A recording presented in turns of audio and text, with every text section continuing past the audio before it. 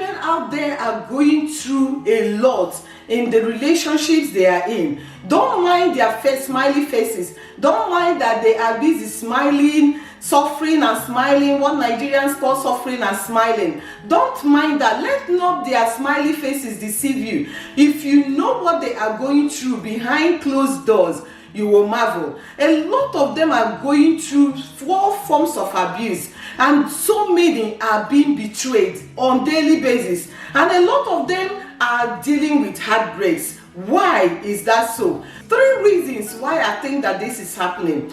It's not inclusive, and so don't crucify me if I don't mention the other ones. I'm just focusing on 3 ones that I think are the main reasons why women are going through this in their relationships. Number 1 is that some men are not really okay. I mean, they are not mentally okay. Some of them have medical issues that they don't even know about, or maybe they don't want anybody to know about, or nobody had picked it up. And this may be one of the reasons why they are treating people that they are supposed to love and protect in a way that is very awful. And another reason in the same line is that it could be that that man is under demonic influence, is going through demonic operation.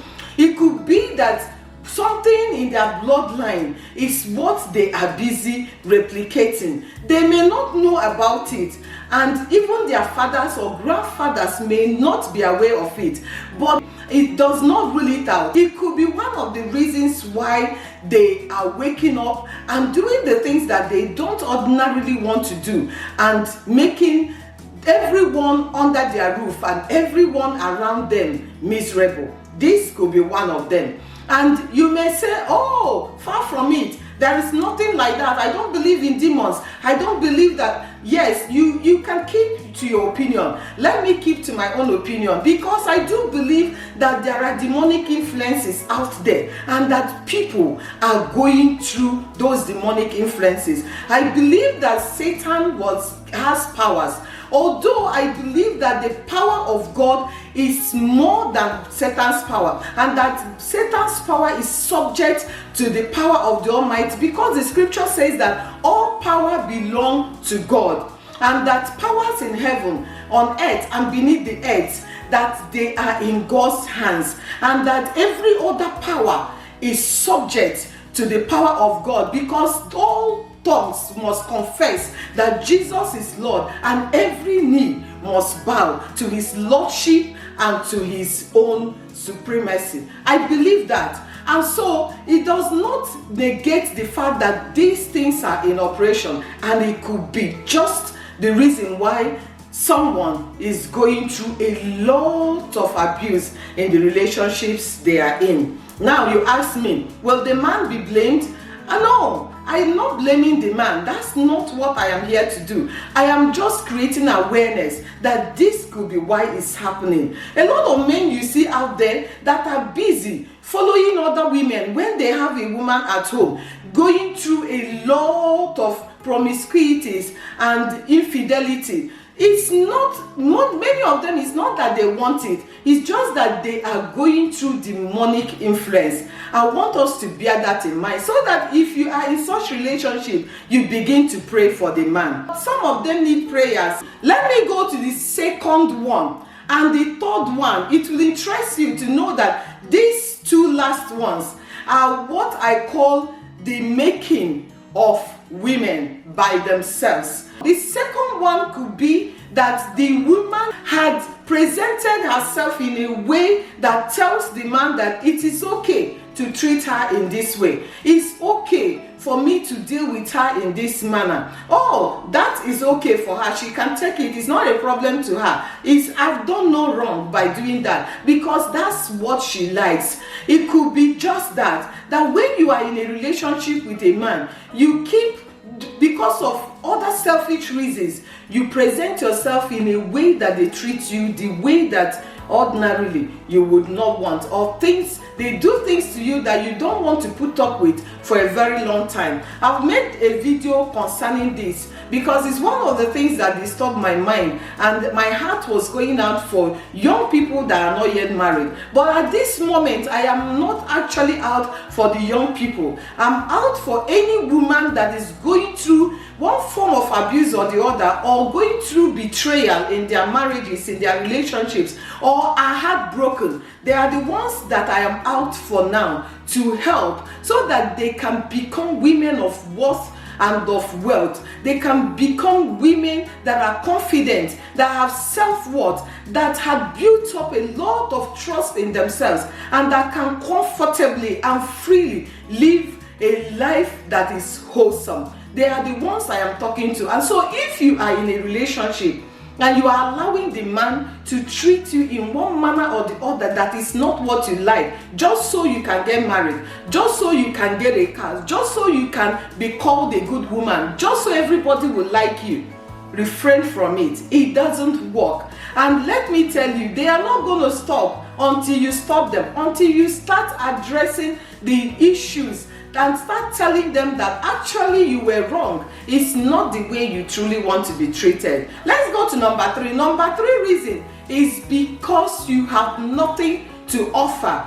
You have no value to bring to the table. Yes, a lot of women, even in this day and age, are still depending wholly on a man. They are still depend for everything, and I mean for everything. There is nothing that they can get without asking the man. I mean, who does that? How do you want them to value you? How do you want them to respect you? Where do you want them to bring the regard that they will give to you from? Come on, think about it, be reasonable. How can you stay from day to day and you bring nothing? Okay, you can tell me that, well, I look after the children. Yes, that's value. And I take care of the house, I clean, I cook, and I wash. Yes, those are value. Does the man recognize that as value? That's one of the things, conversations that you should start having with the man. Because if you do all of this and they still treat you anyhow, and you cannot think of the other phase 2 reasons that I mentioned,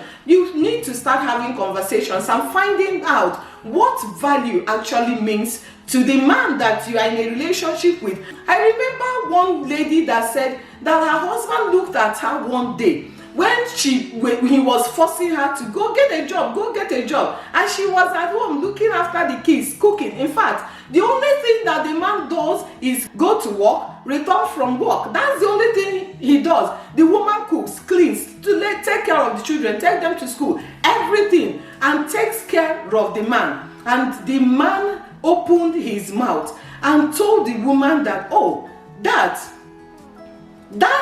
does not fit anywhere in my spreadsheet. Yes, he told the woman that, you call that value? Where does it fit into my spreadsheet?